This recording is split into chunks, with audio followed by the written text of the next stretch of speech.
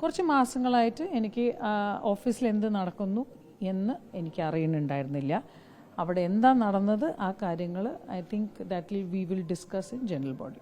ഞാനിവിടെ തോക്കാനല്ല വന്നത്, ഞാൻ എൻ്റെ ഡ്യൂട്ടി ചെയ്യാനാണ്. ഞാൻ അമ്മ തലപ്പത്ത് ഇരുന്നിട്ട് നമ്മളുടെ അമ്മ മെമ്പേഴ്സിൻ്റെ വെൽഫെയറിന് വേണ്ടിയിട്ടാണ് ഞാൻ ഈ സ്ഥാനം എടുത്തത്. ആൻഡ് ഈ സ്ഥാനം ഭയങ്കര I am very proud of this place.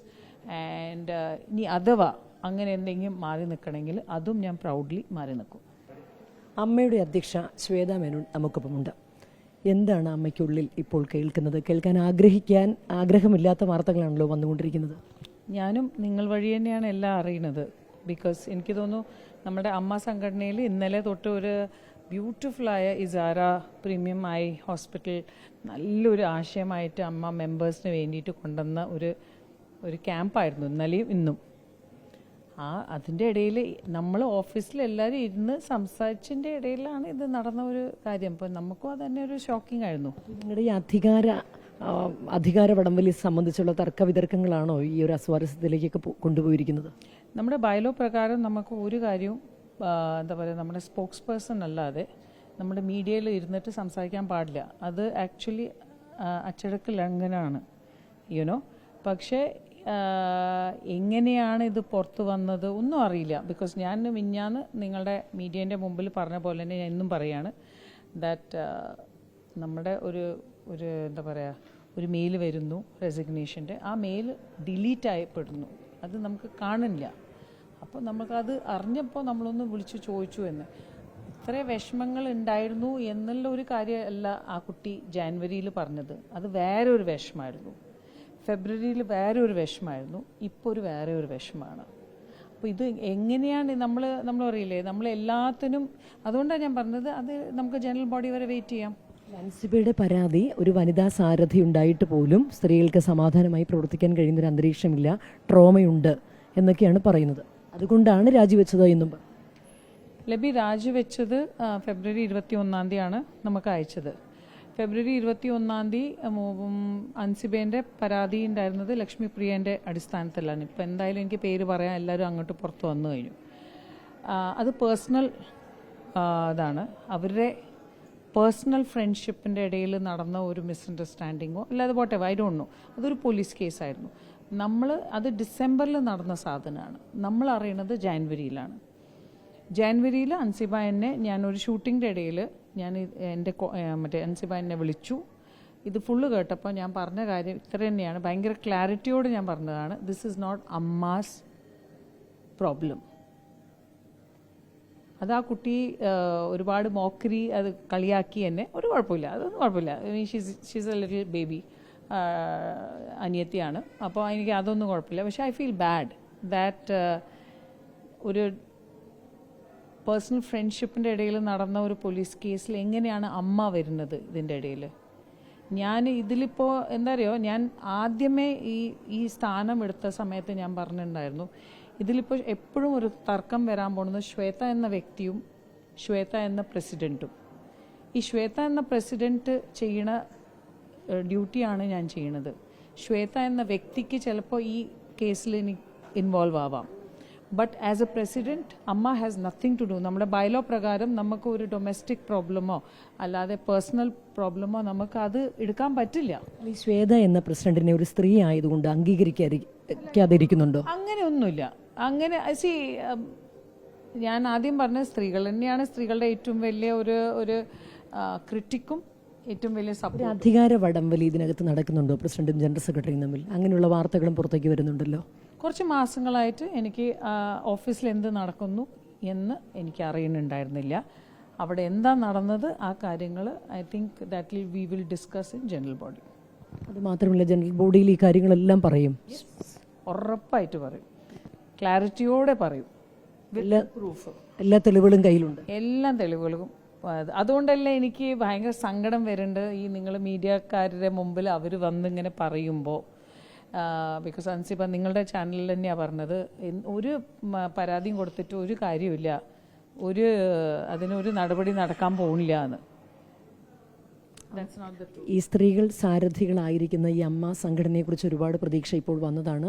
പക്ഷേ ഈ ഭരണ സമിതി പിരിച്ചുവിടണം എന്നുള്ള രീതിയിൽ മാലാപാർവതി അടക്കമുള്ളവരൊക്കെ രാവിലെ ആരോപണം ഉന്നയിച്ചിട്ടുണ്ട്, അല്ലെങ്കിൽ അങ്ങനെ ഒരു ആവശ്യമൊക്കെ ഉന്നയിച്ചിട്ടുണ്ട്. അല്ല, ചേച്ചി ഏറ്റവും ജാസ്തി സപ്പോർട്ട് ചെയ്ത ഒരു എന്താ പറയുക ടീമാണിത്. അപ്പോൾ I can understand she is disappointed. അപ്പോൾ അങ്ങനെ ഞാൻ ഉൾപ്പെടെ മാത്രമല്ല, നമ്മുടെ കുറേ അമ്മ മെമ്പേഴ്സ് ഡിസപ്പോയിൻറ്റഡാണ്. എന്തുകൊണ്ടാണ് നമ്മളെല്ലാം മീഡിയയിൽ പോയി പറയണത്? നമ്മൾ അന്നും പറഞ്ഞൊരു കാര്യമാണ്, മീഡിയ അല്ലല്ലോ നമ്മുടെ കോടതി ജനറൽ ബോഡിയാണ്. അവിടെ വന്ന് പറയാമായിരുന്നു. എന്തിനാണ് എല്ലാം കാര്യം നമ്മൾ മീഡിയയിൽ പോയി പറയണത്? അവിടെയാണ് പ്രശ്നം. ഇപ്പോൾ ഇന്നലെ നമ്മൾ അവിടെ ക്യാമ്പിൽ ഇരിക്കുമ്പോൾ 1.5 മണിക്ക് നമ്മൾ കാണുന്നു അൻസിബ നിങ്ങളോട് സംസാരിച്ചു, 2 മണിക്കാണ് നമുക്ക് കംപ്ലൈൻറ്റ് വരുന്നത്. So how? അപ്പോൾ എല്ലാം മീഡിയ വഴിയാണ് നമ്മൾ അറിയുന്നത്. ഇതിലൊരു ഗ്രൂപ്പിസം ഉണ്ട്. അപ്പോൾ അതൊന്നും ഞാൻ പറയില്ല. ബിക്കോസ് ഗ്രൂപ്പിസം ഉണ്ടോ ഇല്ലയെന്ന് നമ്മുടെ മെമ്പേഴ്സ് തീരുമാനിക്കട്ടെ. ഇതൊക്കെ ശ്വേതാ മേനോനെ ടാർഗറ്റ് ചെയ്യുന്നതാണോ? It's okay. I am ready to face the battle. Because ഞാൻ അന്നും പറഞ്ഞ ഒരു കാര്യം, ഞാൻ ബോധത്തോടെ തന്നെയാണ് ഈ സ്ഥാനം എടുക്കുന്നത്. എനിക്കറിയാം ഇതിൻ്റെ ഒരുപാട് നെഗറ്റീവ്സും പോസിറ്റീവ്സും. പക്ഷേ I will face it, and I will face it very very clearly. Again Shweta മേനോനെ ടാർഗറ്റ് ചെയ്യുന്നുണ്ടോ? ഉണ്ടാവും, എനിക്കറിയില്ല. ഇനി അങ്ങനെ ആണെങ്കിൽ ചിലപ്പോൾ നിങ്ങളെല്ലാവരും വഴി ചിലപ്പോൾ അങ്ങനെ ഇത് ആദ്യത്തെ പ്രാവശ്യമാണ് ആരെങ്കിലും പറയുന്നത് എന്നെ ടാർഗറ്റ് ചെയ്യുന്നത്, എനിക്കറിയില്ല. പക്ഷെ അങ്ങനെയാണെങ്കിൽ I am ready to accept the challenge. ഏതെങ്കിലും സമ്മർദ്ദം ഉണ്ടായിട്ടുണ്ടെങ്കിൽ സ്ഥാനം ഒഴിയുമോ, അതോ നല്ല ഉറച്ച മനസ്സോടുകൂടി തുടർന്നും പ്രവർത്തിച്ച് കാലാവധി പൂർത്തിയാക്കുമോ? ഞാനിവിടെ തോക്കാനല്ല വന്നത്, ഞാൻ എൻ്റെ ഡ്യൂട്ടി ചെയ്യാനാണ്. ഞാൻ അമ്മ തലപ്പത്ത് ഇരുന്നിട്ട് നമ്മളുടെ അമ്മ മെമ്പേഴ്സിൻ്റെ വെൽഫെയറിന് വേണ്ടിയിട്ടാണ് ഞാൻ ഈ സ്ഥാനം എടുത്തത്. ആൻഡ് ഈ സ്ഥാനം ഭയങ്കര I am very proud of this place. And ഇനി അഥവാ അങ്ങനെ എന്തെങ്കിലും മാറി നിൽക്കണമെങ്കിൽ അതും ഞാൻ പ്രൗഡ്ലി മാറി നിൽക്കും. ഈ മുതിർന്ന താരങ്ങളുടെ മമ്മൂട്ടിയുടെയും മോഹൻലാലിൻ്റെയും ഒക്കെ പിന്തുണ വേണ്ട രീതിയിൽ കിട്ടുന്നില്ല എന്നൊരു പരാതിയുണ്ടോ?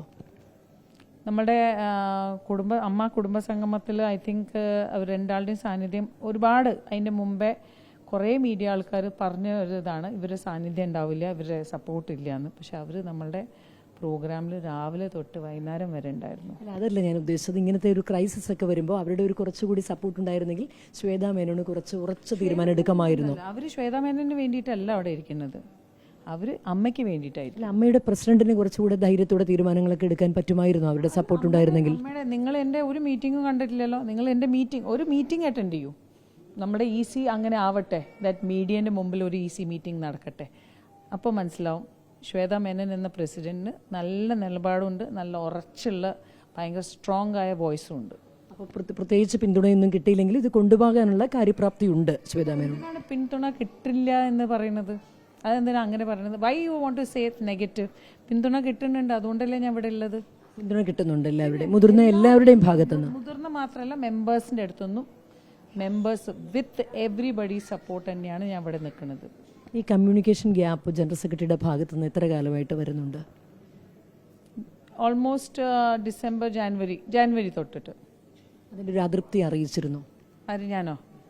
പിന്നെ അത് ഞാൻ EC മീറ്റിങ്ങിൽ എല്ലാവർക്കും അറിയാലോ, ഭയങ്കര ക്ലിയർ ആയിട്ടുണ്ട്.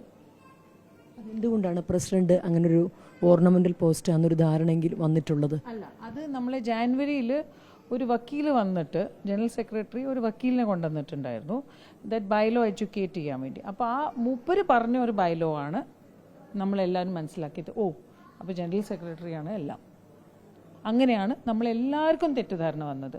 പക്ഷേ നമ്മുടെ അമ്മ അസോസിയേഷനിൽ തന്നെ ഒരു അഡ്വക്കേറ്റ് ഉണ്ട്, ശ്രീകുമാർ സാറും മനോജ് സാറും. അവർ വന്നിട്ട് ചിലപ്പോൾ നമ്മളോട് ഈ ബൈലോൻ്റെ പറ്റി പറഞ്ഞിട്ടുണ്ടെങ്കിൽ ചിലപ്പോൾ ഒരുപാട് തെറ്റിദ്ധാരണകൾ എല്ലാവരും ഇപ്പം ഞാൻ മാത്രമല്ല കേട്ടോ, എല്ലാം EC ആണെങ്കിലും ജോയിൻറ്റ് സെക്രട്ടറി ആണെങ്കിലും വൈസ് പ്രസിഡന്റ് ആണെങ്കിലും എല്ലാവർക്കും ഒരുപാട് തെറ്റിദ്ധാരണകൾ ഉണ്ടായിരുന്നു.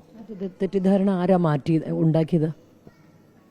ജാനുവരിയിൽ വന്നിട്ട് മറ്റേ ജനറൽ സെക്രട്ടറി കൊണ്ടുവന്ന അഡ്വക്കേറ്റ്.